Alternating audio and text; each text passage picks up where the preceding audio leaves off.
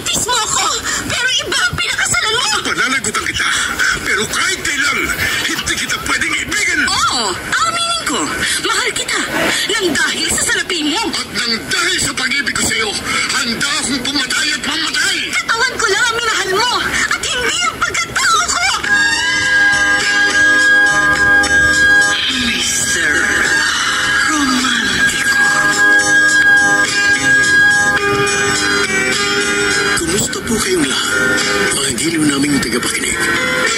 Inaanyayahan ko po kayong pakinggan ang pagsasabula ng mga liham kasaysayan ng pag-ibig na padala ng ating mga taga-subaybay at bibigyan buhay ng inyong mga paboritong bituin sa radyo.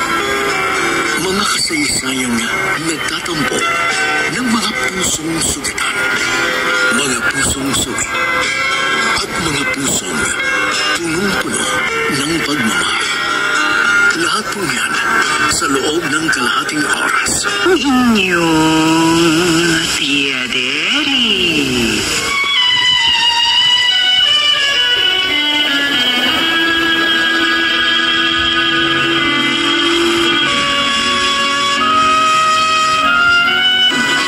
Kumusta, mga ginigiliw kong tagapakinig?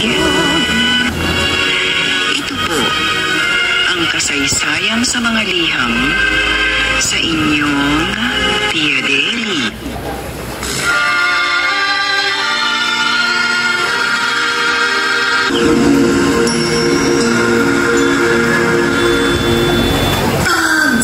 Pagsarmingan.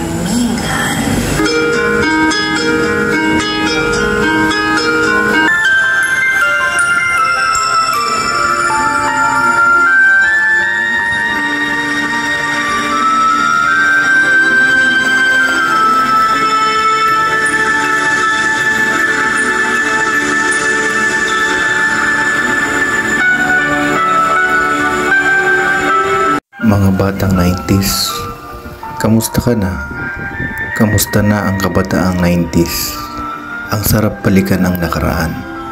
Yung panahon na pagkagaling mo sa school, nagmamadali kang umuwi. Kailangang di ka abutin ng takip silim sa daan dahil magsasayang ka pa at maglalaba. Yung panahon na pinoproblema mo lang yung galit ng teacher mo, yung galit ng magulang mo. Walang cellphone, walang internet. Kung akala natin na napakahirap ng sitwasyon, mas masarap parang balikan ang nakaraan. Kung paano tayo nagsimula. Ang sarap maging bata. Ang sarap alalahanin ng nakaraan. Kamusta ka na, mga kasama kong batang 90s? Ito ang mga naalala nyo ng panahon ng taong 90s. Naalala ba yung kaklase mo na huling nagsusugal? Tapos biglang pinalaw na lang ng teacher, pinatayo sa labas ng klase.